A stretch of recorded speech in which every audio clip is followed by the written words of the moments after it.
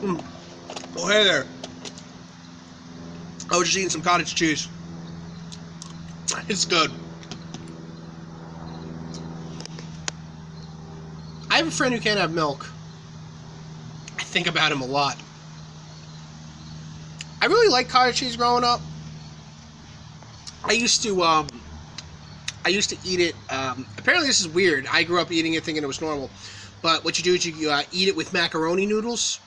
It's really good. You get some hot macaroni noodles. You throw some cold cottage cheese on it. Add some salt. Stir it up. It is so good. I know from what I hear when I tell other people, they say that sounds disgusting, but it is like immaculate. But that was like one of my favorite snacks to have as a kid. I'd make myself up for that. And it was on a day where I was actually eating that I was talking to my friend who can't have milk, and he was talking about how he was lonely. He made some confessions to me about how he used to cry at night because I was his only friend and he wanted more friends and stuff, and he really wanted to impress that girl Patty he was into. He wished like she would notice him and stuff. So like I suggested Patty's in the drama club, and you dude, you're a pretty cool guy, and because I got to know him. Most people see like this scrawny kid like who doesn't drink milk and thinks like, oh, what a weirdo. And to be fair, he's a little weird, but like once you get to know him, he's a solid dude. He's a good guy. And so I'm like, you can join the drama class. You can have fun. You'll have fun. You'll meet people.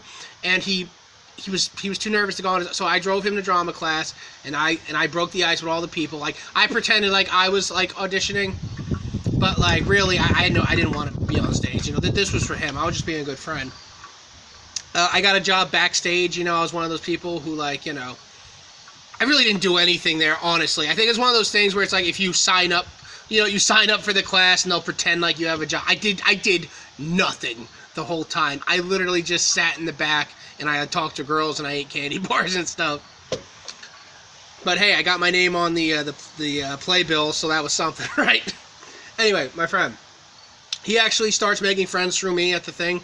And it's going really well for him, because everyone there really took to me, so they were nice to him, and he actually got like a major role in some play we were doing. It was like usually the way that the plays work is we do 3 plays a year, and what it would be is like we would do an adaptation, and then we would do an original work written by a student, and then we would do an adaptation. And so we were doing one of the works written by a student, and in this scene. He was playing a character. Got ahead of myself. He was playing a character, and it was like a high school thing. It was about a shy boy who like other people think is weird, but he's really a good guy. And he wants to get with this girl who doesn't notice him. And eventually he does. Spoiler alert. But and it was also like a musical too. I forget what it's called. I learned what they're called. It's one of those musicals where they don't use original songs. They take songs from like pop songs that other people wrote and they just put them in the musical. I forget what they're called. I feel embarrassed because I did learn that. Anyway, so it's opening night for this play, and the thing was it's like it was like one of the first times in my life I ever saw him confident.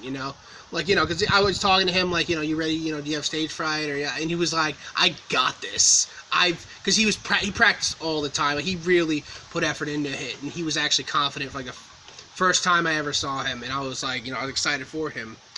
But there was another kid in the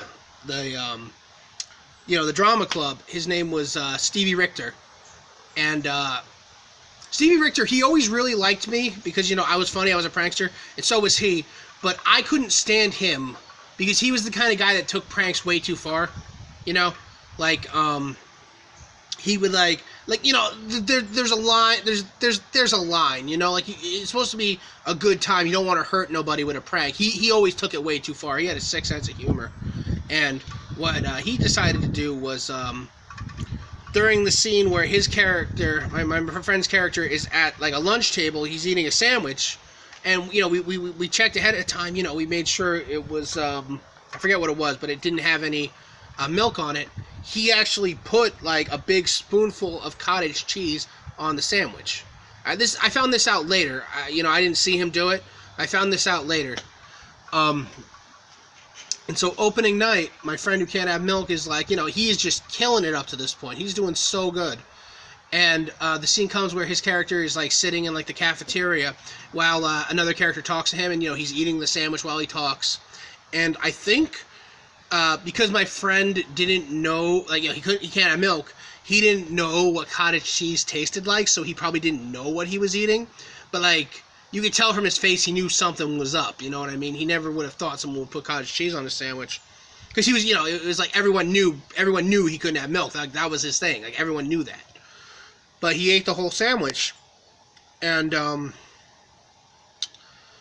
scene, in this scene, what happens is it's about, the play he was in was about a kid that, like I said, nobody notices him. Nobody knows who he is, and he likes a girl, and he wants her to like him or whatever. And during this scene, a bully tampered with the sandwich he was eating, and he was gonna get sick. So when the scene plays out, everyone's acting, he's kind of in the background for this part. It's not his turn to speak, and we could just see that he was very uncomfortable. Like, you could tell like something was wrong. His face was pale. But we all just thought he was like really good at acting, you know what I mean? Like, because I was saying, you're killing it, but that's what I was thinking. And he was like holding his tummy, and he just looked awful. And they do a part where it's like, they go and the people sings a song. It's I think it might have been Stevie Richter's part. I don't remember whose part it was, but someone was doing the part where they sing the song, and at the end, my friend's character interjects himself, and then he sings like the final verse, and it's this big epic thing. And what happened was, it's that Steve Richter saying his line or whatever, and like just as they like turn to signal to him, he just yells for the drama teacher. He's just like, Miss Harris, and then he threw up all over Patty.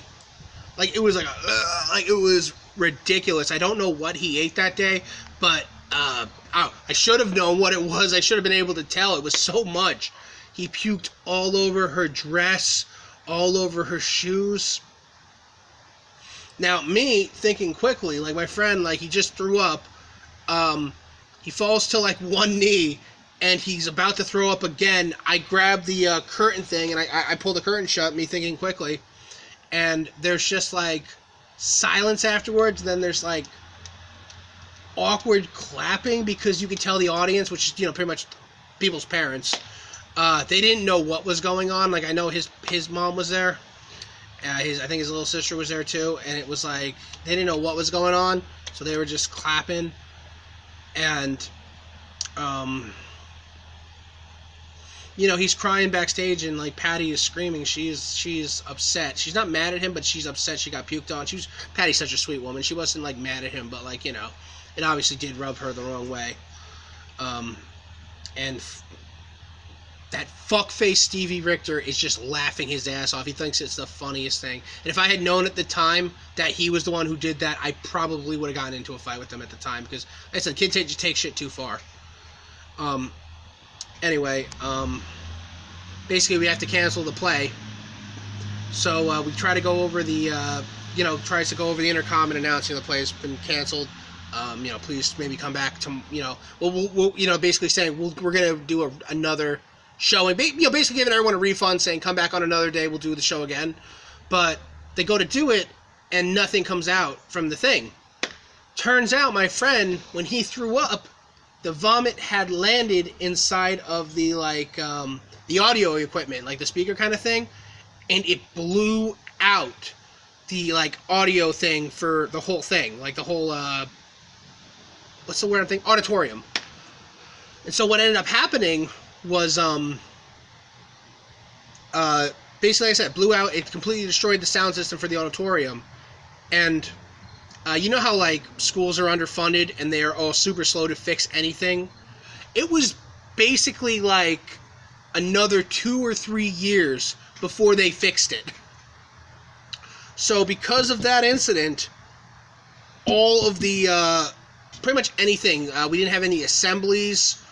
in there. We didn't have any like all the drama class, all the plays were canceled, choir stuff. They ended up moving it to the gym, but like it didn't work. You know what I mean? Like just the way the stuff was set up in the gym, they put on like one or two plays in the gym, but it's like it ended up not working.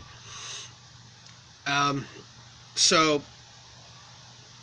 yeah, it just was just a nightmare. Basically, drama club had to like do like Shakespeare in the Park type of things afterwards, and it just he ended up quitting the drama class because everyone was pissed at him. Like, cause like I think no one knew it was Stevie Richter at the time, and they just kind of got mad at him. And I just remember it. It really upset me because like at the time his mom and dad had just split, and he had told me that like I think my dad's gonna be in the crowd tonight. I can't wait to do the show. And he hadn't heard from his dad like since the thing. Like, even I think even to this day, I don't know. They might have talked recently, but like yeah, it's just like maybe things could have been different. Like maybe if he had the stomach for milk and like not thrown up, he would have had friends and he could have talked with his dad and stuff.